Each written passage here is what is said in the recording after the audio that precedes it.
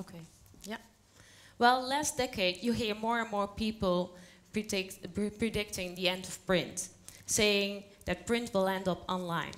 Well, I'll say magazines are not dying, creativity is not dying either. Some magazines are maybe just committing suicide. Big mainstream magazines will stop printing, but small magazines will carry on to print. I start with a bit of history, with important art directors like Alexei Brodovich has been scouted for Harper's Bazaar in 1930 to fight the concurrent Vogue. He's the first one playing with type and image, creating beautiful spreads. That was new at the time. Most magazines had text and illustration separately. And it's very important to have beautiful spreads, because when you pick up a magazine from the shelf in a bookstore and going through the pages, then it's really important that you just stop on a moment on these spreads, on these pages, and start with a little bit of reading, just a few words. That's enough to make a decision if you want to buy the magazine or not. Avenue magazine, a revolution in 1965. Magazine maker Joop Zwart took the initiative to publish next to Margriet a magazine fitting word at the time. Zwart was also founder of the World Press Photography, so he had a passion for photography.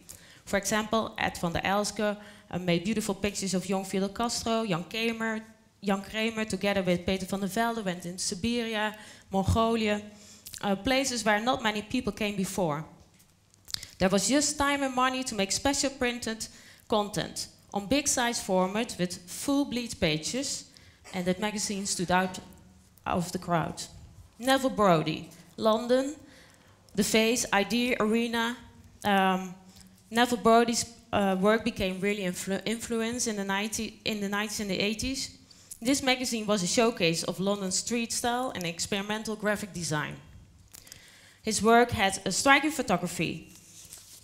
Now you see the work of art director Fabien Baron for the French Vogue. This is more recent work, like 2007. Good in type and photography, and with white pages. Those empty pages are not for free. They are exclusive and expensive because the publisher prefers it up there. But it's good for the look and feel, to have it in your hands. So maybe there are people here in the audience thinking of their own magazine. Well, it helps if you are a well-known personality. Much more easier for success, because instant identification works. It's a known face on the cover who helps the reader to get the content in a really short time. A niche market is really important for magazines nowadays. So, rule 1, I predict only niche magazines will survive when they have really their own precise target description. So it's still wishful to start your own magazine, but not for men between 30 and 40 years who like fashion. Well, if you like fishing, like this, you see here some ugly magazines, but they have their own target description. I think Bait, the biggest one, has a longer life than Carper, because the look and feel is much better. Here you see an example of a sort of mistake. This is a Dutch magazine, and they made also a Belgian version, but only the cover they changed. But the Belgian readers were very disappointed to receive Mathilde on the cover instead of Maxima. Well, Maxima just sells a lot more better. For Elle Girl, I worked, and I give you just a tip if you're making a magazine. For your target description, it's really good to make just fictive persons for yourself. I had, for this magazine, 3 girls, gave them names. I knew everything about them in a sort of way if they were my friends. Next to that, another thing really important is community building. No magazine without an active site, and no serious news site without a magazine or printed matter. Those two don't bite. It helps to get loyal readers. Well, currently people are like real information eaters. So once they are interested in the subject, they want to absorb as many information as possible.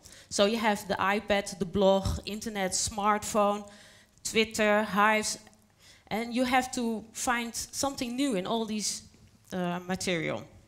Like in here you see a lot of posts of Elle Girl, and here iPad of the Wired is a really good example. If you see the design, it fits with the website, with the magazines, it's just all the same. And well, it helps you to get a sort of community. Because bad design, that's not good. And I will just show you an example of bad design. Okay. I'll show you. Well, the amount of copies was always very important for the publisher to get advertisement in. Oh, here you have the example of bad design. Because this one, if you see the head is thuis ben ik chef luiers saying, and together with this photo of this sports journalist, well, that's of course not really attractive.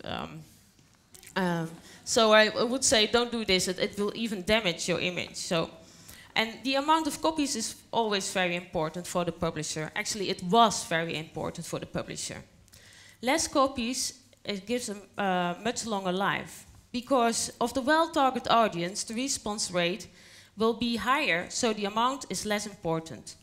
It's more the perfect match of the advertisement and the magazine to reach the perfect target. You see here me standing in a hall with 45 rolls for just one magazine of 100,000 copies. You need 45 rolls, and every roll has 20 kilometers of paper, so that's a lot of material. And so if you make one mistake, there's a lot of waste of money. So making magazines, too many magazines have to become big and are frightened of losing money. So I believe in magazines with small target, with use of digital opportunities and quality design. Those magazines shouldn't be scared and being different. And that's how print magazines are in the future. And I look forward to meet them.